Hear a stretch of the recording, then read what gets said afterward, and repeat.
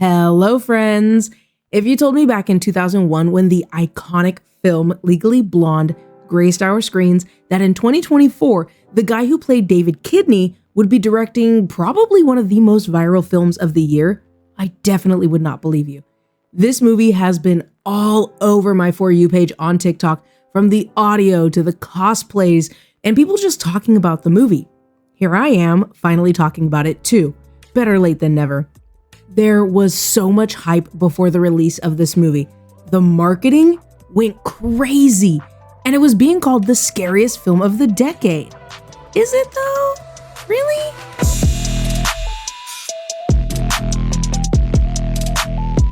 Hey movie lovers, welcome back. It's your movie buddy here, ready to get into the next movie on the shortening list of movies that I need to catch up on. Whether you're a longtime subscriber, follower, or you're a new face, I am thrilled to have you here. If you are looking for detailed plot breakdowns, you won't find them here, but stick around for my spoiler-free thoughts and honest opinions, usually on the latest releases, but right now I'm just trying to get back on track. Any TikToks I mention in today's episode and more will be linked in the description. And if you're here with me on YouTube, you can find timestamps, also in the description, to jump straight to the sections you're most interested in. This time around, I did take a couple of sections out, but I also added a couple, so please check that out if you'd like to jump around the episode. New reviews drop every Friday, so hit that subscribe button on YouTube and follow on Spotify to stay updated. So grab your popcorn, put on your longest long legs, hit that subscribe button, hit that follow button, and let's get into today's episode on Longlegs. FBI agent Lee Harker is assigned to an unsolved serial killer case that takes an unexpected turn, revealing evidence of the occult. Harker discovers a personal connection to the killer and must stop him before he strikes again. As always, I want to get into the themes of the film, or at least my take. There's quite a bit to unpack here, and it's all worth talking about, from trauma, generational trauma, familial bonds, particularly between parent and child, and the nature of evil. But what I want to talk about briefly is how much evil can be hidden or masked by faith. I think this is such a fascinating idea, and it's so relevant to the world we live in. How much hate and evil is justified by faith and religion. I'm going to keep it short and cute. Again, I don't want to spoil anything, but Longlegs really explores this idea through a couple of different characters that I can think of off the top. I think it's interesting because in both cases, faith drives the character. And in one, well, it's the same, but I think they think purpose as well as faith justifies their actions. And even though what they're doing is horrific, it's through these actions they will, to avoid spoilers, I'm just going to say, find salvation. Let's talk about the look of this movie because it's fantastic. The opening of Longlegs sets the tone immediately. Not just that, but the credits are a bold, stark red, and they're intercut with images that set you up for the unsettling tone of the movie moving forward. The segmented chapters that make up the film are unique and visually interesting, breaking the story up and drawing you in. From a technical standpoint, this is such a strong film. The music, the sound design, the lighting, and the shadows, the shot composition, and those aspect ratio changes we talked about last time are present here as well, adding even more to the visual style. Nearly every shot feels crafted to maintain that eerie, kinda off-kilter vibe, with camera angles that might have your eyes glued to the background just looking for something. The symbolic and religious imagery, it all comes together to emphasize that sense of unease. The atmosphere is tense and it really keeps you there with a constant feeling of dread that runs deep throughout the entire film. Moving on to the acting, the leads here deliver solid performances. Micah Monroe as Lee Harker, Blair Underwood as William Carter, and the man himself, Longlegs, played by Nicolas Cage. I really enjoyed the dynamic between Lee and William. There's a definite air of the seasoned agent William and Lee with her mix of uncertainty and, let's call it, a sharp instinct. That push and pull between them adds depth and authenticity to their relationship. The tension in the chemistry between Longlegs and Lee is such a big moment in the film, and despite kind of how I was feeling at that point in the movie, it's a fascinating dynamic. partly because of how the actors bring those characters to life. There's this unspoken apprehension between them that builds as the film goes on, making their scene one of the most memorable. Now, I know for sure I've mentioned it to you guys before, but I will say it again. I am a fan of Nicolas Cage, and Longlegs is just another notch in a crazy over-the-top belt. I love these wild roles he takes on because he honestly seems like he's having a lot of fun, and he is fully committing to the role. As Longlegs, he's committing to the role in a way that gets into the territory of disturbing. While he doesn't have a lot of screen time, he makes the most of the time he has, bringing Longlegs to life as a creepy and colorful scene-stealing character. There's an unpredictability that keeps you on edge. He's so spontaneous that you never know what he's gonna do next. Now, some might find it over the top, but in this case, I think his performance reaches that level of too much in a good way. It's unsettling and gets under your skin, or it can make you nervous because, again, the spontaneity. What is he up to next? Speaking of getting under the skin, let's talk about the prosthetics.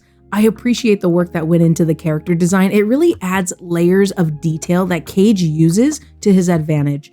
The pale, pasty skin, the stringy hair, it all enhances his performance and makes Longlegs even more unsettling. Cage isn't a stranger to prosthetics, and the last time we talked about him and him in prosthetics actually was in the Renfield episode. Please do not go looking for that episode because my old stuff is not great. Just trust me when I say that I said that the man can act through the makeup and everything they put on his face, and the same can be said for his role in this movie. Cage still finds a way to make his character both menacing and captivating.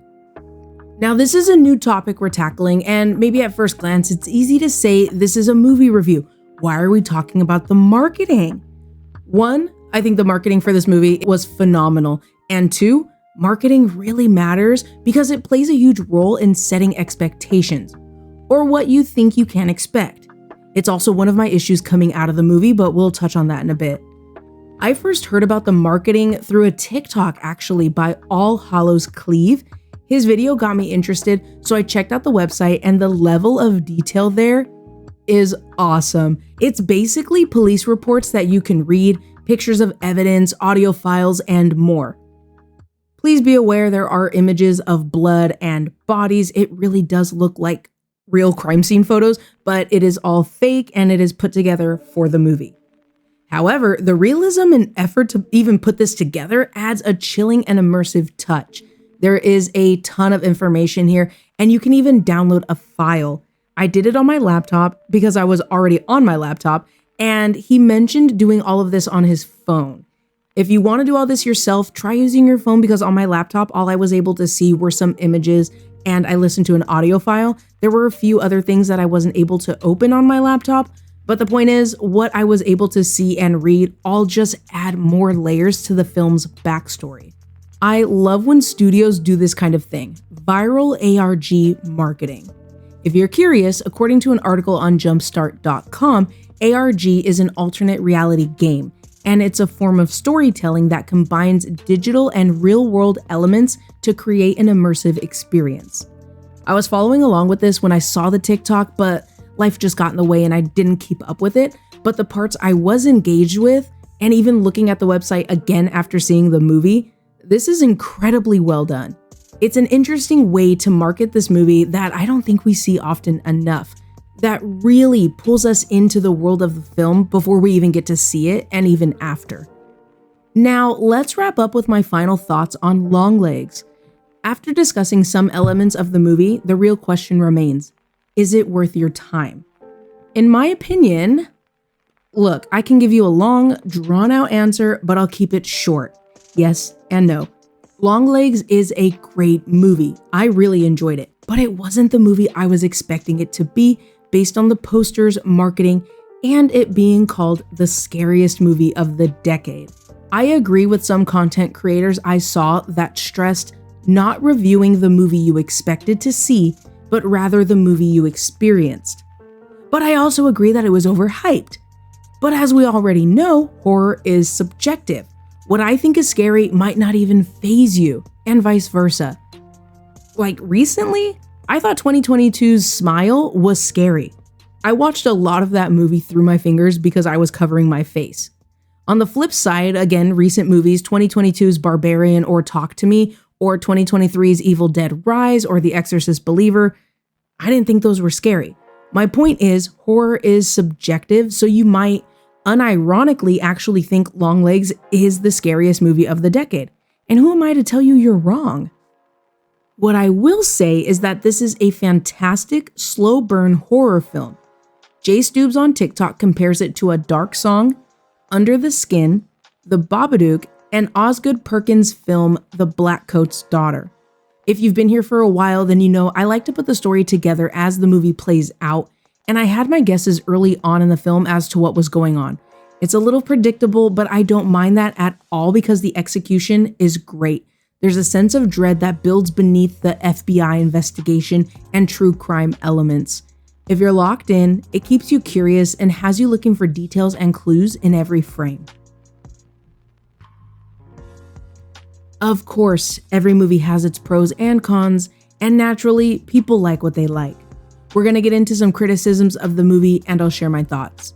One person wrote that the big reveal undercuts the mystery the film builds towards. They felt that the clues dropped throughout the movie could have been woven more effectively into the first 2/3 of the story, rather than being dumped in a monologue at the end. I can understand this point of view. As someone who really likes trying to figure out the story before it's all revealed, I had most of it figured out by the first third and saw the rest of the movie through that lens. While this didn't bother me personally, I can see how others might feel the film could have done more to maintain the suspense or flesh out the mystery along the way. Another point of criticism I noticed revolves around plot elements that are either explained in the film or, in my opinion, aren't the main focus.